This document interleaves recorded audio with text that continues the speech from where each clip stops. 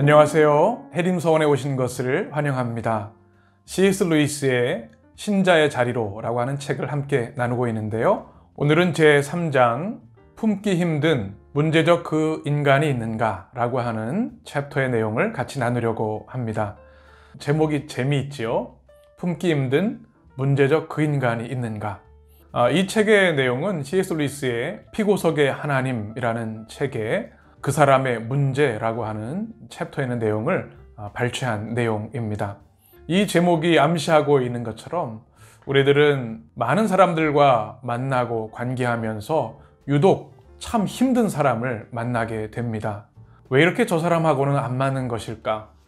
저 사람만 보면 화가 나고 또 분노가 생기기도 하고요. 참 힘들게 하는 사람들이 있다는 것이죠. C.S. 루이스는 이렇게 이야기합니다.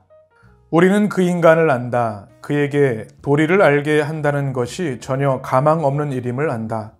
그동안 우리는 이미 진리도록 수없이 시도했거나 아니면 애초부터 다 부질없는 짓임을 알았기에 시도조차 하지 않았다. 그에게 다 털어놓으려 하면 한바탕 난리가 나거나 아니면 그가 어안이 벙벙하여 쳐다보며 도대체 무슨 소리인지 모르겠다는 식으로 말할 것을 우리는 안다. 아무리 문제를 대화로 풀어보려 해도 그 인간의 굳어진 치명적 성격 결함 때문에 결국 수포로 돌아갈 것을 당신은 안다. 돌아보면 여태 당신의 모든 계획도 그 치명적 결점 때문에 매번 무산되었다. 이 내용을 들으시면서 여러분 어떤 생각을 하셨습니까? 혹시 떠오르는 사람이 있으셨는지 모르겠습니다. 참 힘들게 할 뿐만 아니라 대화로 풀어보려고 해도 오히려 대화하다가 문제가 더 커지고 깊은 상처를 받는 경우들이 많이 있는 것이죠. 그런데 C.S. 루이스는 이런 상황을 경험할 때 우리가 하나님의 마음을 감지할 수 있다고 말하고 있습니다. 이렇게 말합니다. 외부 사정이 다 좋아도 진정한 행복은 당신이 함께 살아야 하는 사람들의 성격에 여전히 달려 있으며 당신은 그들의 성격을 고칠 수 없다. 요지는 지금부터다. 이 실상을 목도한 당신은 처음으로 하나님의 심정을 살짝 엿본 것이다. 하나님 앞에 놓인 문제도 똑같기 때문이다. 그분은 인간에게 풍요롭고 아름다운 세상을 주어 그 안에 살게 하셨다.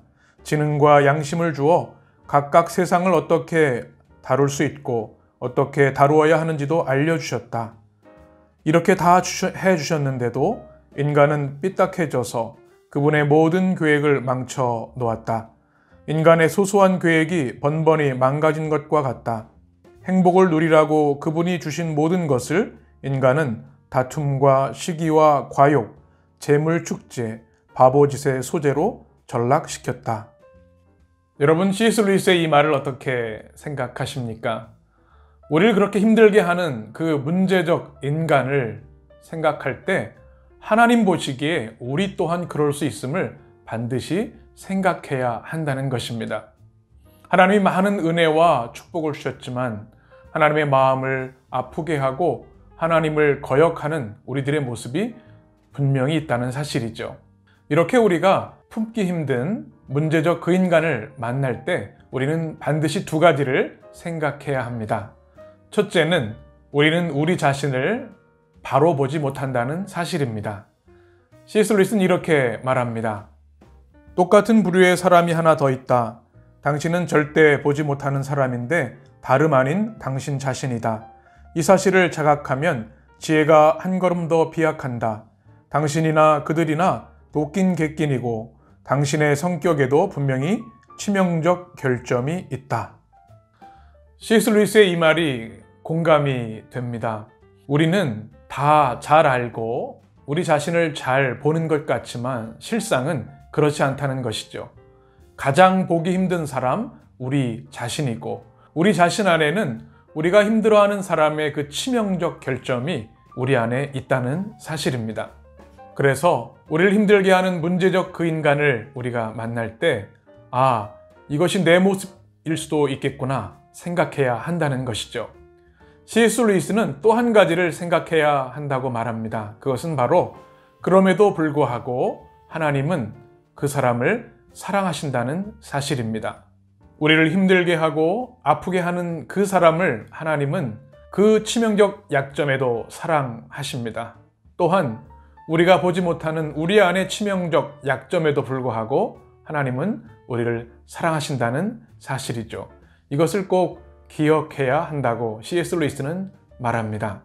바로 핵심은 우리가 품기 힘든 문제적 그 인간을 만날 때 하나님의 이 마음을 우리가 알고 그 마음을 품고 다른 사람, 나를 힘들게 하는 그 사람, 그리고 나 자신을 이해하고 또 포용하고 사랑할 수 있어야 한다는 것이죠.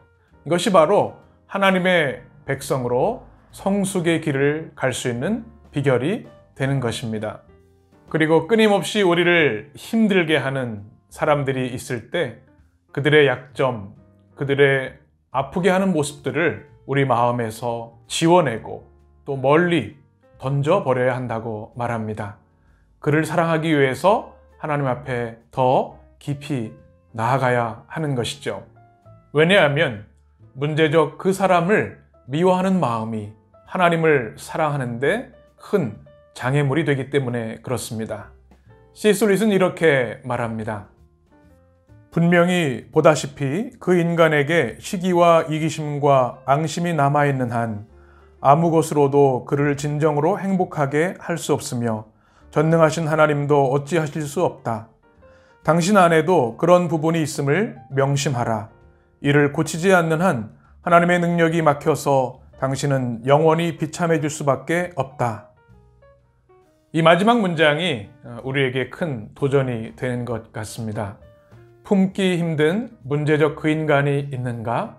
라고 하는 질문에 그 품기 힘든 그 문제적 인간이 나일 수도 있겠구나. 이것을 깨달을 때 우리는 하나님 앞에 더 겸손히 회개하게 되고 그리스도의 성숙한 제자로 성장해 나갈 수 있는 것이겠죠.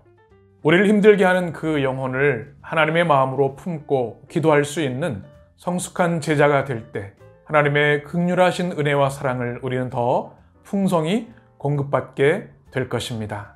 우리를 아프게 하고 힘들게 하는 또 우리가 품어안기 힘든 그 사람을 만날 때마다 우리 주님, 그 주님의 십자가를 생각했으면 좋겠습니다. 그리하여서 주님의 마음으로 더 많은 사람들을 품고 또 우리를 힘들게 하는 그 사람의 모습 속에 나의 모습을 발견함으로 우리의 모난 성품을 그리스도의 말씀과 은혜로 다듬어서 더 아름답고 보석 같은 하나님의 성도들이 되셨으면 좋겠습니다.